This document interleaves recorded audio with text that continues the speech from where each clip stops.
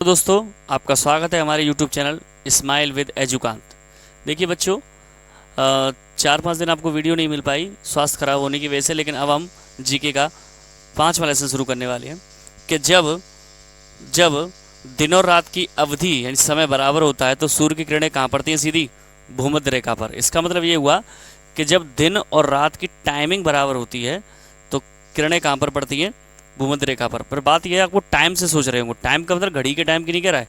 यानी मान लीजिए आपको लगता है कि 6 घंटे दिन रह रहा है और 6 घंटे ही रात रह रही है, पूरी पूरी रात। तो ये हमारा पृथ्वी की परिधि या पृथ्वी का सरकमफेरेंस कितना है बेटा?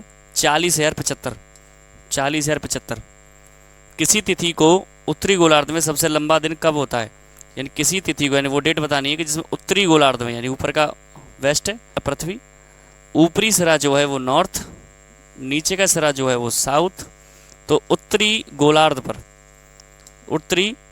में सबसे लंबा दिन होता है 21 जून को और सबसे छोटा दिन होता है 22 दिसंबर को। ठीक है।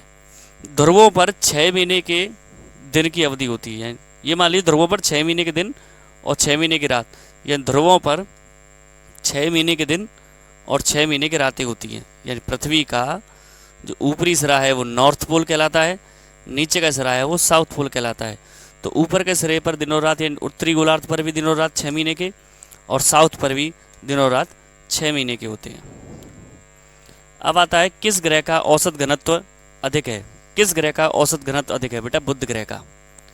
किस ग्रह का औसत घनत्व अधिक है? वह है बेटा बुध ग्रह का। सर्वप्रथम पृथ्वी की त्रिज्या मापने वाला विद्वान कौन था? इरेटोस्थनीज। यानी पृथ्वी की त्रिज्या, यानी पृथ्वी की, अगर इसके बीच में एक देखें तो ये डायमीटर है। पृथ्वी की त्रिज्या मापने वाला कौन है? इरेटोस्थनीज। पृथ्वी का विषुवतीय व्यास कितना है? वह 12,750। ऋतुएं किसके कारण होती हैं? सूर्य के चारों ओर पृथ्वी के परिक्रमण के कारण। सूर्य के चारों ओर घूमने वाली या परिक्रमा करने वाली पृथ्वी के कारण ऋतुएं बदलती हैं। किसने पहली बार कहा था कि पृथ्वी गोल है? किसने पहली बार कहा था कि पृथ्वी गोल है? अरिस्टोटल ने। किसने कहा था बेटा? अरिस्टोटल ने। नोट डाउन कर लीजिएगा, अरिस्टोटल ने। पृथ्वी की धुरी, यानी पृथ्वी का जो निम्न सिरा है, पृथ्वी अपने अक्ष पर कैसी है बेटा?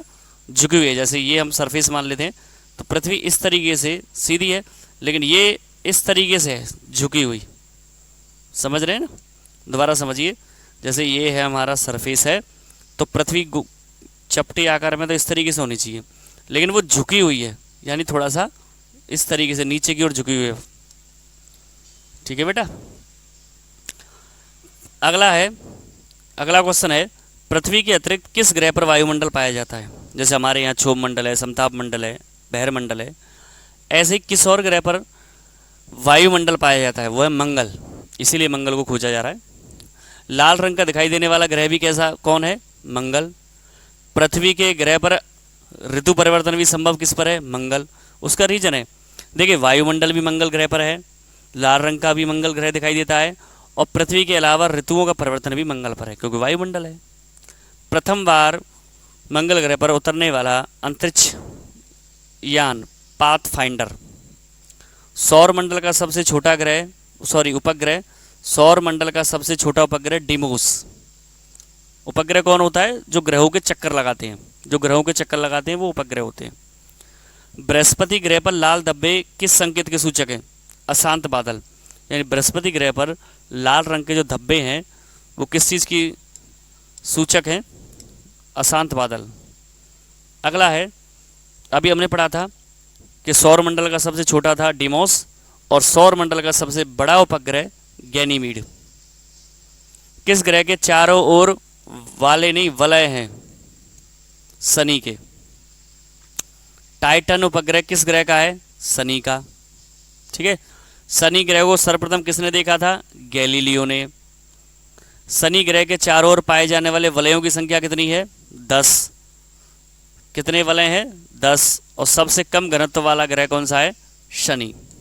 वलय क्या होता है? जैसे ये शनि है तो उसके चारों ओर ये सरफेस जो दिखाई, ये आपने देखा होगा, ये ग्रह ऐसे है शनि, तो ये वलय जो है ये ऐसे 10 हैं। आशा करता हूँ आपको यहाँ तक का वीडियो समझ में आया होगा, और इसी आशा के साथ मिलते हैं आपसे अगली वीडियो में। Stay healthy and stay fit. जय श्री श्याम।